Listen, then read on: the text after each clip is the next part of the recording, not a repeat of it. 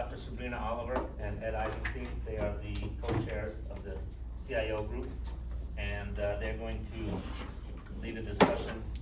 If you guys have questions or people have topics they want to talk about, I'll let you guys kind of start off. Would you start off, Ed? Go ahead, Ed. Good morning. Good morning, everyone. I'm not sure. I thought it was a good discussion about different ways AI is integrated. I don't know, I'm trying to think of what comes to mind regarding this discussion. I guess my question is, if people aren't using local installed AI systems and you're developing software, is there any level of risk you believe in that data being compromised as you're doing compares? Or do you need to have a local installed copy of an AI system? Everyone's looking, so they're not sure if you're talking to them or you're talking to me. You're talking to them? Whoever you. I think it depends on the customer. Yeah, I mean, in your case, if you guys do integration with AI, is there any level of risk you consider that the data will be out there unless you use a local installed AI system compared to one that's out in Google? I think like Keith said, the baseball teams are very protective of their data, so they're gonna want it siloed to their own. Whereas I think like, I don't know, a company like Ranpak, I don't know that they would care that much that it was out, you know. Well, Paul introduced me to GPT for All. It's a locally installed copy. Do we need locally installed copies to make sure that data doesn't get out there? Or can we operate in the open web on this stuff? You know, as software vendors, do you guys I have a consider? question. Just overall going over like compliance and policies, is anyone, as I'm reviewing every year, I gotta go through all of our policies. The thought is, do we need to create a policy, a use policy for our employees to keep them from unknowingly using these cloud platforms to put data in there? I haven't put anything in place, but it's certainly top of mind. I can certainly tell you that, that a number of large companies I'm aware of have been on, ChatGPT and other What languages. was it, like Samsung or somebody else, they found they had employees putting like Correct. internal data to go Yeah. answer questions and. Yeah, and there's the reasoning as I've talked to people around that has been twofold. Number one, loss of private information is a big one, but also when the chatbots hallucinate, you might or might not catch that, and most of the large companies have some kind of legal or compliance regulatory requirements to be accurate with their things, and just the risk there is too great right now to even consider it. Yeah, well, so that's what I wonder, what's happening with, not Fortune 1000 companies, what's happening with these smaller companies? Is anybody really talking about it? Has anybody put in any policies? Well, we have a school we deal with, and we told the CIO that it was our opinion that they should put in a policy to not use GPT. They were discussing it. So in line with many of our larger enterprise clients who have a policy in place, we are recommending, as an IT company, the same policy for our mid and smaller clients as well, because of the risk you just mentioned. I think from our perspective, what we're seeing is that there's a big opportunity around being agile by utilizing the products. But the thing that smaller companies have the advantage of is a little more flexibility in how they utilize it and what they're utilizing it for. So things like marketing or outbound email communications that are lower risk, utilizing it provides some advantages. The policy, in my opinion, needs to be that you've identified the risk and you pass it through either legal or compliance controls to understand where you can use this and get the advantages and where it is not acceptable to use yet. But I don't think that we should say no in the policies. I think the policies need to, number one, define what the risks are, and number two, identify where they're acceptable and provide business advantage. So so, you know, being involved in a lot of these LLMs, one of the most interesting things that's happened these past few weeks is the rise of the open source LLMs. There was a great paper written by someone at Google, and it was leaked, called We Have No Moat. And basically the thrust of the paper was that OpenAI and Google's Bard and a lot of these large, very large language models are very quickly being out-innovated by a Cambrian explosion of open source LLMs that you can run literally on your phone, on a Raspberry Pi, and using what's called transfer learning, fine-tuning, reinforcement learning. These little open source LLMs are almost as good as GPT-4. It is incredible that, you know, I was just reading about a 1 billion parameter model called Orca that was just announced, that's going open source very soon, that performs within 20% of GPT-4, and GPT-4 is a trillion parameter model. It's just incredible. So, so there is a drive towards open source LLMs that you can install on your local computer, that you can install on your phone, that will keep your data 100% private. You don't have to worry about any of that stuff. What is the level of risk you see of doing it on the open platform compared to what you're describing here? Is it much safer to work locally? I think, you know, the large LLMs like OpenAI are probably gonna give you the best AI experience, but for the vast majority of tasks, you don't need the best AI experience. And so if safety and security of your data is important, then you should not be working with the large LLMs. You should figure out how to, if you wanna play there, you should install it locally. Get someone who can install it locally, or use a SaaS platform that it will provide you an LLM that you can use yourself, and it won't share the data. So you could do an analysis of a P&L in there. Absolutely. So that's safer in one of those tools compared to the open. Absolutely, absolutely. I just wanted to say, like, I hate to be an open source zealot, but this is why that requirement to not leak your stuff to the cloud, either for compliance reasons or for data security reasons, is exactly why open source is gonna get more eyeballs, and eventually, this is a race, it's gonna win. So I think it's already you're won. gonna bet everything on black or red, bet it on black, bet on open source. Yeah, Oh. totally. Completely agree. One of the things that was very interesting to me is LBI was talking about the pipeline for the drafting data, right? But you was really just focused more on a professional baseball, and I was thinking about even the NCAAs and where and how are you acquiring some of the new data that's not yet sourced, not yet acquired. Is there a pipeline for that?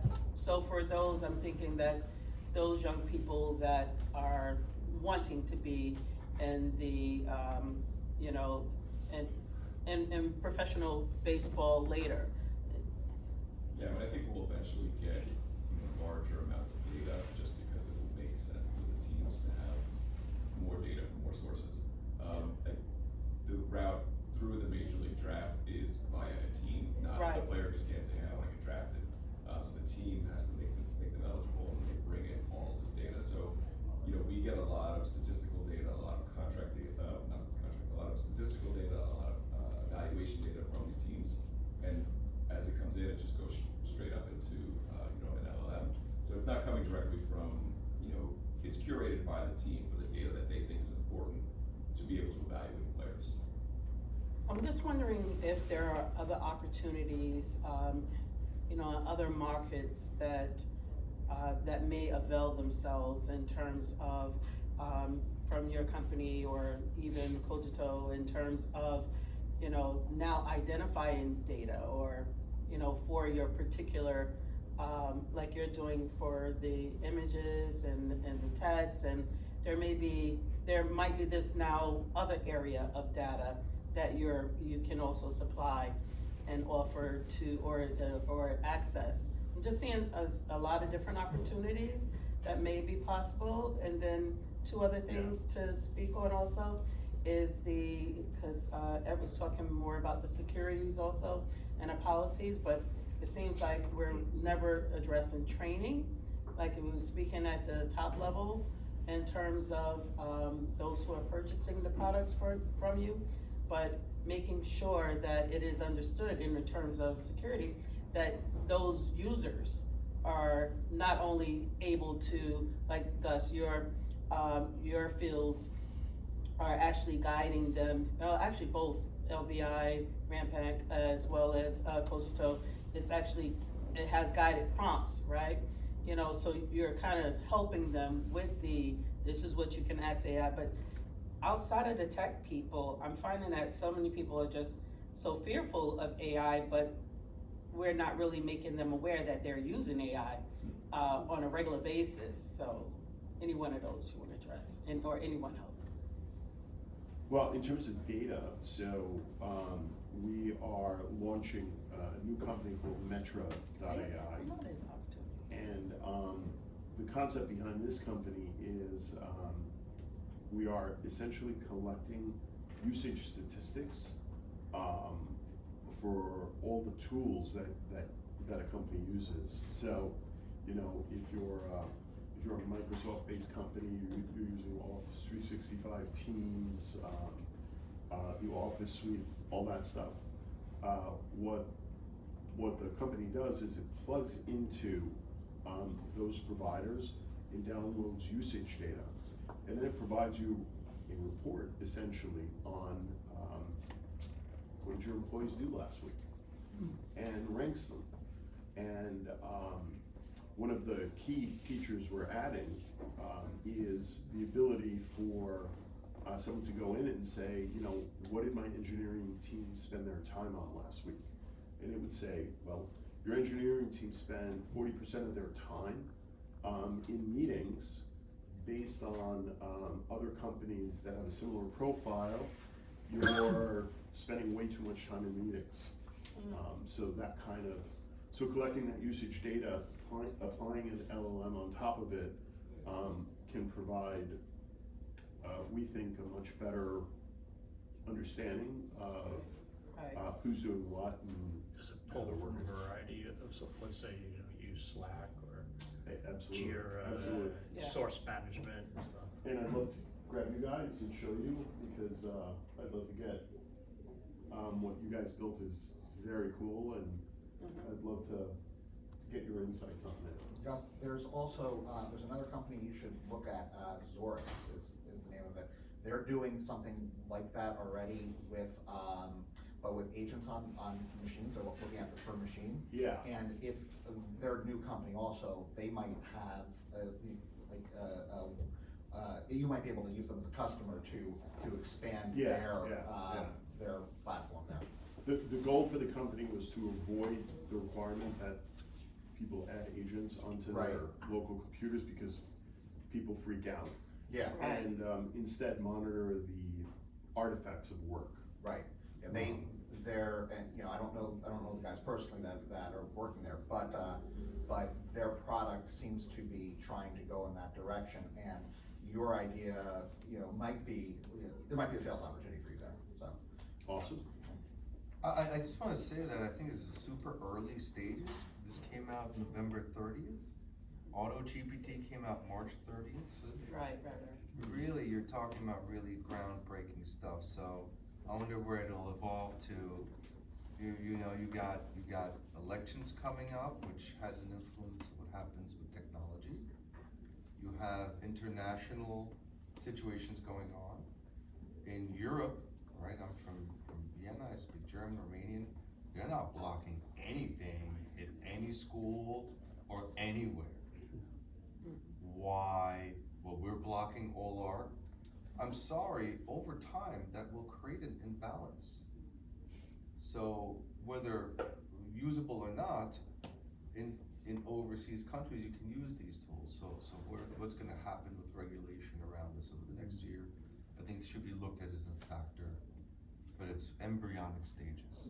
Well, I feel with this new company, guys, that you were just speaking about, I see that there's also the opportunities to use LMM and or AI in terms of prescriptive analysis even, for example, not only what your workers have done, but in comparison, and they spent too much time in meetings, right? It could also be a prescriptive use, to help in terms of redirecting, not just away from the meetings, but to do what, and how to do it best. And in comparison, you're smiling, right? Yeah. So I see such great opportunities, but like, what are some of the downfall in terms of not the product, but the potential customer that any one of you may even feel that if Gus were to bring this to you in your business, what is it that you might think that I'm not sure? Like, what would be some of the hesitance, the trepidations, if any? Because Gus, you have to get in front of that even before you go to your customer, right? Definitely. Yeah. Just breaking HIPAA laws or something like that, and sharing too much information that's considered private to the employee. That's the risk, I think, with almost any customer. Okay. Yeah, but we have seen, customers that are concerned about, big brothering, their employees, like too much time management, too much, oversight, micromanagement of what they're doing. I think that when you're looking at, it to make performance-based decisions, a large portion of the challenge can be gotten over by information, by informing your employees, your staff. You're going to be, managed on these metrics. We're going to be observing this and making decisions. It may end up, that may be something that changes somebody's employment decision about joining a company also, if there's too much, direct oversight of what's going on there. So balancing that would be, trying to find, the best way to help a company make employment and efficiency decisions while not, ostracizing and, or preventing talent from joining you because of this oversight. Okay. And then lastly, I think I'm very interested in, for those of you who are here, in terms of not just wanting to hear from the two businesses, but you must have some AI interest for your company, I'm assuming, hopefully presuming, right? Is there anything that you might want to ask, or anything that you were thinking about in terms of, while you have these businesses here, to answer? No? No one? Looking at everyone's eyes like, no. So that's the reason that we want to start the AI group, but this is really the new frontier, so to speak. Right, and right, people right. using it now are really pioneers, and like pioneers, the wagon breaks down and other Yes. things happen, and we're very much at that stage. To Matt's point, now data leaks, if you think about what's the danger in a data leak, is where they aggregate information from different sources. Okay, your social security number's over here, your date of birth's over here, the magazines you buy are over here, all your Facebook posts are over here.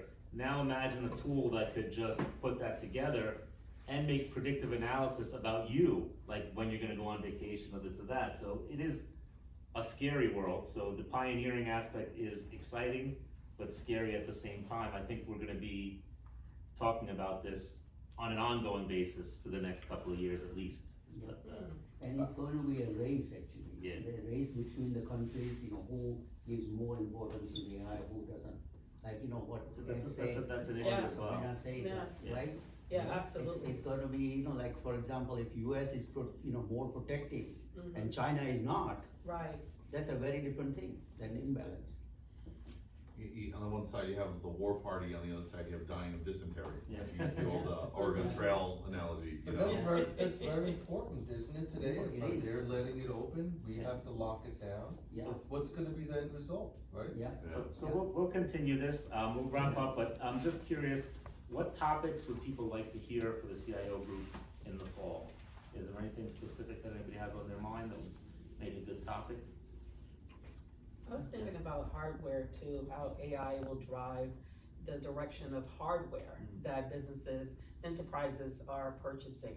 I'm very interested in, understanding that. Consider how AI is managed around the world, maybe the people, talking about No, India, China. what I'm America. saying is AI in government, Government, that would be a good topic also. Right. Yeah. Because Yeah, you how- are, First of all. commissioner is coming from Nassau County, so. Right. But consider internationally, people who have an understanding of, for example, how China's treating it, how Europe, how South Africa's Right. treating it. Right. If we can get 3 or 4 examples, I think they'd be brilliant in a few months. Yeah. To understand where that's evolving, there's so much around that regulation, you know? I like also the conversation about government, that might be a 3-part series, for so many different reasons in terms of the government IT department, changes political, changes direction, changes prioritization. Elections also. Right, the And, elections, and I also was they at don't the- know. No, I was at the event couple of weeks ago, and most of the government is focusing on using AI for the customer service, like 911, 311, that call, right? Right. So that is going to be, they are considering going to AI there, platform. Go ahead, Savio. And also, there's an article just posted yesterday that unfortunately sees about Ken Chenault, the former chairman and CEO of American Express, current chairman of General Catalyst, and Sam Povesano, former CEO of IBM, co-wrote an article about data and AI governance. Right. Why is it important to, and he goes into the language about how Fortune 500 companies, besides data governance, now how combined with AI governance is Right. important to all these things that we do.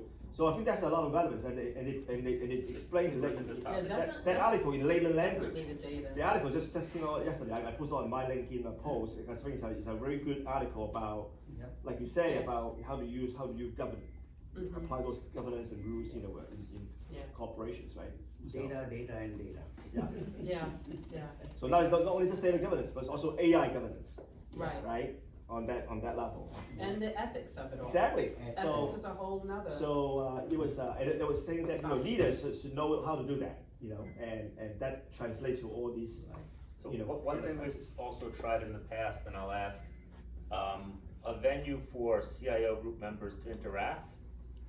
Would people like a Slack or Teams channel for that? Would people use that?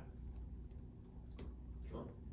We've tried it Yeah. before, but I think it wasn't as actively used in the past. Now I think a lot of us are on Slack and Teams most of the day, so we could Yeah. set something up and invite everyone.